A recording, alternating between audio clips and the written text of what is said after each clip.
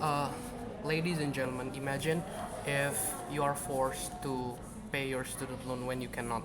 Now, first of all, I would like to do some rebuttals. They say that they would like to implement Singapore's student loan system in Indonesia.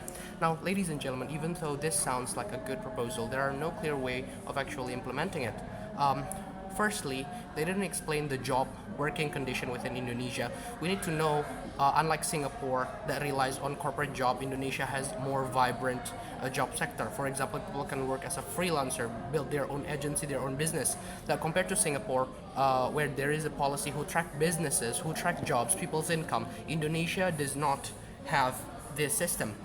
Even there are personal businesses that are untied to the government, meaning that they don't pay taxes. Secondly, what happens if they stays unemployed after their study and never pays the tuition? Since the tuition will only be paid after their employment, therefore there will be no limitation towards it.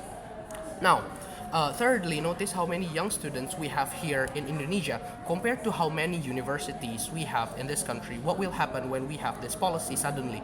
It'll create a spike of new college students. How will the universities provide all of them survive this? Do they have the same capability? That's the question we should ask. Now, fourth, it also means that the government have to track millions of people's data every single year from now and on the future. Do we have the capability? How about those people who manipulate their data from this point alone? You know, student loan will not be as effective. So, ladies and gentlemen, here I would like to explain to you. First of all, I would like to explain to you the dynamics of our people and the education system. You know, the condition of a job market and who's the vulnerable actor. And then, secondly, what is education intended for? You know. Why do we need education? Why do we need student loan at the first place? And then lastly, will there be any alternatives? Now, ladies and gentlemen, notice how we are living in Indonesia, a country with 250 million people, vibrant background, and so many more problems within employment and education system. First of all, in this debate, I will characterize the graduates here as the most vulnerable actor because, well, they get directly involved into this matter. Now, moving on, as mentioned in my rebuttal, unlike the countries they talked, Indonesia is a country where not a lot of people will work a corporate job after they graduate. Some of them start businesses, freelance job, gigs that does not count as a white collar job. The government does not have their data on like the database. Now we need to understand the condition of our world also. Our society where most people lives on wages around 5 to 10 million rupiah, UMR for every month, and compared to the needs of food, homes, and other basic needs, it barely fulfills anything. Plus the sudden needs when someone gets sick and everything. Now, second, our education system is very demanded yet so rigged. Because not a lot of people, not a lot of unis has the credibility to educate people. Sometimes these unis only print out education certificate, no clear program. Basically, lots of these unis exist just to give people education certificate so student can immediately work without proper training.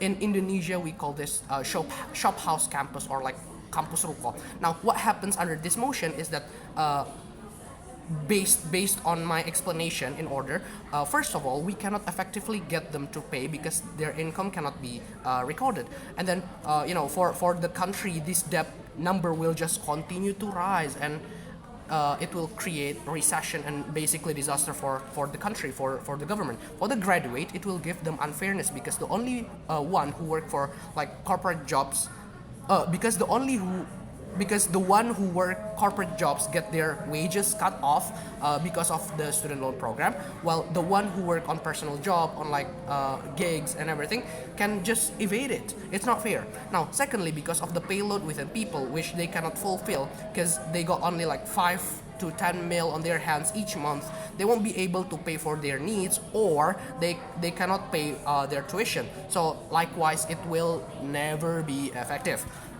And then thirdly, because our education system is rigged like that, basically what will happen is that unis can rise their fees due to sudden sudden demand to get education, and then which they don't have the ability for, and it will also end up people paying for this shop house campuses because they need money, just to get the job. So it will not make people be educated. It will not make people productive as intended. Now, so people, what kind of thing that we should do then? Ladies and gentlemen, we need to understand that in our society, we notice that education is intended as a way to improve a country as a whole, to improve the quality of human resources. Because when we get educated, therefore we become clever, and when we become clever, we have so much opportunities. We can think of other opportunities. We can think opportunities of our own. So it will improve the quality of human resources.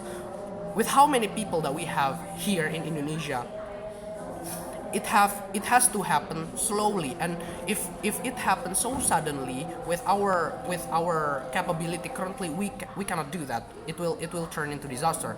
So it has to be done with step-by-step mechanism. Now, notice how we can't get this outcome from student loan. So therefore, we have to resort to the other solution, which is scholarship. Scholarship could be good if it has a clear goal and implementation, which we don't have in this country. You see, we actually have we actually live on an education system that is abstract. People, where unlike countries like Canada, Singapore, etc., the people are not encouraged to join a certain program that has an impact towards a certain field. For example, Singapore prioritized STEM because they need development for their country. Now, you see, we actually have so much money as well. For example, here we have the MBG program, we have free schoolings as well, which we notice that it can last for long. MBG is intended to last until the current presidential term ends, 4 years from now.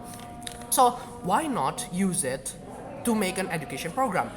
Here's the thing: we have to provide a clear goal in order to give scholarship.